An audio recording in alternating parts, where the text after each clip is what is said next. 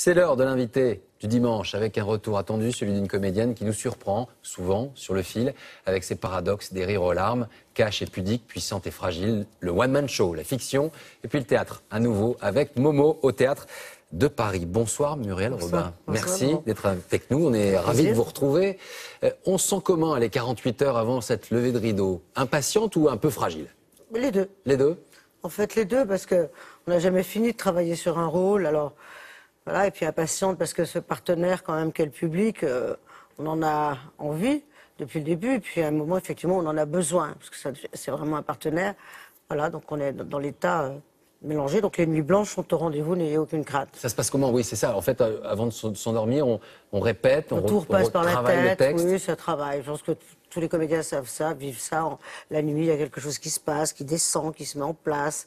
Les questions remontent à la surface. Il y a tout un bazar, mais vraiment, on est différents le matin. Et donc, en reprenant les répétitions, on a travaillé. Il y a un travail qui s'est fait la nuit. Ce que le téléspectateur sait parfois moins, c'est que le théâtre, c'est votre passion, votre maison première. Vous avez reçu le premier prix lors de votre entrée au Conservatoire d'Art Dramatique à Paris?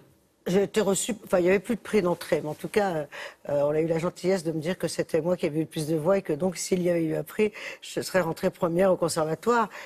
Moi j'étais une fille à pompons. Je dis à pompons, quand j'étais petite, j'adorais décrocher le pompon. Donc, celui-là, vous l'avez eu. Je l'ai eu, j'avais rien fait avant, donc je pense qu'ils m'ont pris sur ma nature, sur laquelle après il a fallu que je travaille. J'ai fait 3 ans de conservatoire, 3 ans. J'ai essayé d'aller voir d'autres professeurs, mais mon professeur principal a été Michel Bouquet. Il vous dit quoi, Michel Bouquet? Michel Bouquet, il me dit, quand je vais arrêter le one-man show, il me dit, tu as le devoir de continuer. Il faut que tu continues, voilà. C'est important. Il me dit, puis il me dit des choses que je ne peux pas répéter, mais qui me laissent penser que peut-être j'ai quelques qualités dans ce métier. Mais comme je suis très sévère avec moi et que je ne le vois pas très souvent, ces mots-là comptent. Oui. Je les ai dans un petit sac, mais c'est pas le sac que j'ouvre le plus souvent. J'ouvre plutôt celui où je ne suis pas contente de moi, parce que peut mieux faire toujours, parce qu'on peut toujours mieux faire. Puis ce rôle dans cette pièce, pour revenir à la pièce de Sébastien Thierry, dont on va parler là.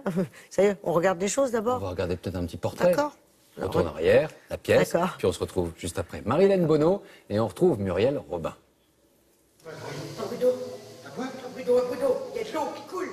Jouer avec Muriel Robin, c'est prendre des risques. Il y a une douche. Celui d'attraper le fou rire. On refait. Dernière répétition de la pièce et la tension monte. Elle a un vrai plaisir à se glisser dans la peau de quelqu'un d'autre. Et elle va au bout de la composition, au bout du personnage. C'est une vraie actrice. Des personnages, elle en a campé au fil des années. On les connaît tous par cœur. Ils sont devenus cultes. Bonjour, eh bien, oui, vous êtes bien chez Muriel Robin, tagada, I love you, coiffure, new creation, bonjour. Oui, quittez pas. Ah oui, t'avais pas la frange à une époque, alors? T'as eu le chignon, t'as eu un petit peu tout, là, finalement. Et tu nous dis, s'il te plaît, ce que tu as, becté, voilà. Artiste seul en scène, mais derrière ses acolytes de toujours, Pierre Palmade et Guy Bedos, avec qui elle entretient d'excellents rapports. Ordure. Salope. Fumier. Vieille vache. Muriel Robin aime partager les planches, ici dans Feydeau. En 2008, Les Fugueuses, avec son amie Lynn Renaud, furent un énorme succès. C'est trop cuit.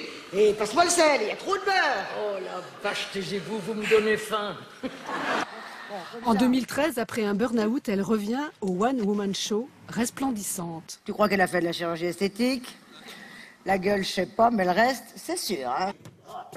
Sans parler de l'eau minérale. Dans Momo, elle incarne une bourgeoise mariée à François Berléand, un couple qui se découvre un fils. Une comédie, mais pas seulement. Et Muriel Robin risque bien de nous surprendre une nouvelle fois.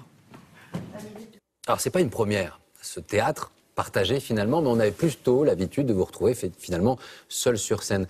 C'est facile de partager? Oui, enfin, facile, c'est agréable en tout cas. Voilà, moi, j'ai partagé le travail, on porte la pièce ensemble, on écoute, on joue avec l'autre. Voilà, c'est un travail complètement différent du travail de quand on est seul en scène. Quand on choisit son partenaire, chez partenaire, et qu'on a une très bonne pièce, c'est le cas pour Momo, les choses... Bon, voilà, les choses ne peuvent que bien se passer. Après, la recherche sur un rôle, Voilà, moi je suis jamais contente, donc de toute façon.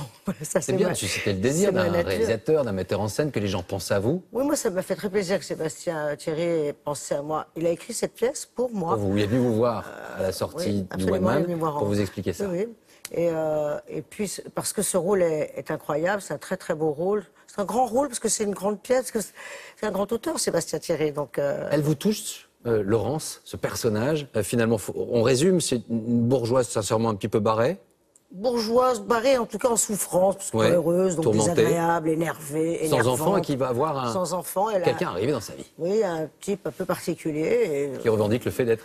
voilà, en tout cas, qui dit qu'il prétend être notre fils. Évidemment, mon mari, François, est comme le spectateur, ça ne tient pas la route. Si on a un enfant, on est censé le savoir, Oui. surtout une femme. Mais elle, Laurence, cette idée-là peut peut-être la séduire. Donc après, il faut venir voir la pièce pour voir comment elle place ça. Et c'est le sujet de fond, évidemment. Est-ce qu'une mère, c'est le ventre ou le cœur? Et c'est une comédie, d'abord, je veux vraiment le dire aux gens, parce que le sujet n'est pas devant. Hein. Ce qui est devant, c'est toute la folie, le burlesque. Parce que le théâtre de Sébastien Thierry demande un état. Donc il n'y a jamais de phrase pour rien. On est tout le temps là parce qu'il y a une situation à défendre. Donc le spectateur ne peut pas s'ennuyer. Il n'y a aucune phrase. On se dit toujours qu'est-ce qui va se passer derrière, quoi. Cette histoire-là, elle a une résonance pour vous? Oui, inévitablement, puisque je n'ai pas d'enfant. Donc demain, moi, si vous cherchez les parents, vous cherchez une maman, vous avez ce qu'il faut, vous avez... À peu près, oui. Bon, sinon, sans problème. Hein. Mais sinon, voilà.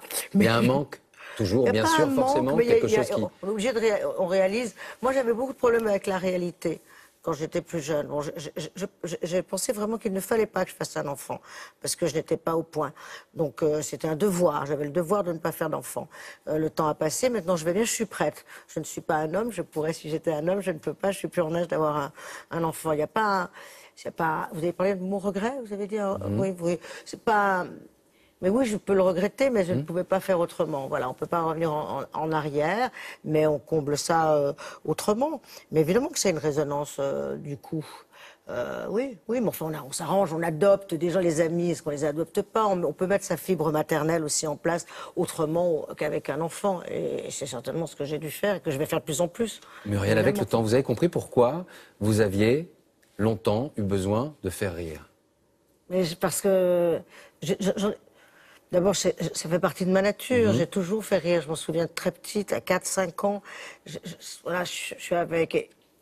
J'ai pas confiance en moi, donc on décroche un rire.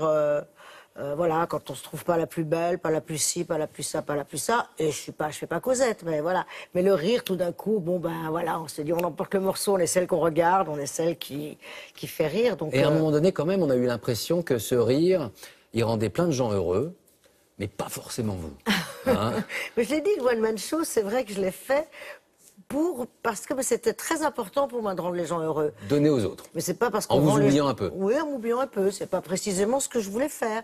Mais là non plus, je veux pas faire Cosette, évidemment. Mais je veux pas dire que j'ai été heureuse de faire du One Man Show. Mais j'étais heureuse, j'étais contente de faire. Mais j'étais heureuse de rendre les gens heureux. Mais à un moment, si on s'oublie trop, ben on fait un burn-out, puisqu'il a été cité dans le petit reportage très joliment fait.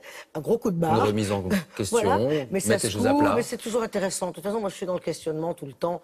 Voilà, comme dans le métier, mais dans la vie aussi, parce que où on la dirige, sa vie, où c'est elle qui décide pour vous. Donc, moi, j'essaye de... Voilà, j'ai beaucoup de questions sans réponse, et puis j'ai trouvé quelques réponses qui font qu'aujourd'hui, les choses sont plus douces.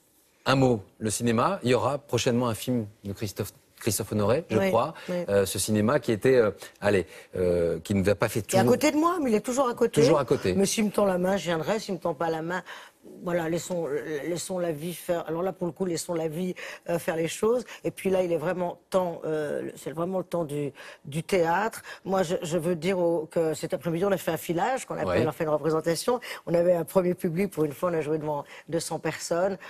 Ça fait 35 ans que je fais ce métier. J'ai pas entendu rire comme ça depuis vraiment les gens. Je sais que les gens sont heureux. Il y a une promesse, mais je crois que la pièce, et j'espère notre travail, sera... Je crois que, oui, que c'est à la hauteur de la promesse. Momo, ça se passe au Théâtre de Paris à partir de mardi soir. Oui, on vous souhaite après-demain. le meilleur avec François Berléand. Oui. C'est une belle Oui. aventure. Sébastien Thierry et Nini Ladislas Lavallée aussi. Chola Voilà. aussi également pour la mise en scène. Merci à vous, on souhaite Merci. le meilleur.